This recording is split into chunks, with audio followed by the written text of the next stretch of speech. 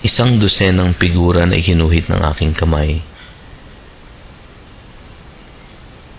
Si Nene, si Itok, si Emong, si Dodoy, si Joyce, si Sudan, si Onse, si Michael, si Buknoy, si Tinay, ang magkapatid na si June at si Rosel.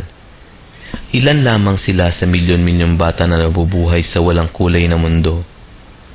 Statistika lang naman sila palagi, di ba? Walang may kilala, walang may pakialam. Sa kariton sila nabuhay, sa kariton na rin sila maaaring mamatay.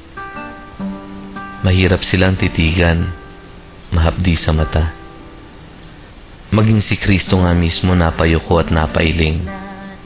Parang sabi ni Jesus, kayo naman, palagi na lamang ba ako nagbibigay? Milagro na naman ba? Parang napagod na rin yata siya. Tuwing tatapos ako ng isang obra, sinisinop at hinuhugasan ko ang aking brush. Kasama na rin marahil dito ang paghuhugas kamay ko sa mga nasaksihan ko. Kasama na din dito ang pagmamalinis ko. Sa bawat kaplak at hagod ng aking brush, naitanong ko lang sa sarili ko, anong kulay ang maaari kong ilapat sa mga mukha ng batang ito?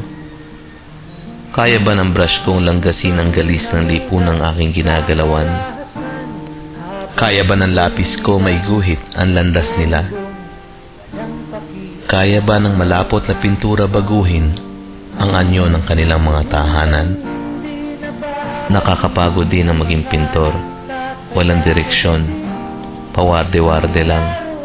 Ngunit dahil sa kanila, para akong naglakbay, para akong nakitang sarili ko sa canvas ng lipunan. Sa hapag niya, sila ang kasalo niya.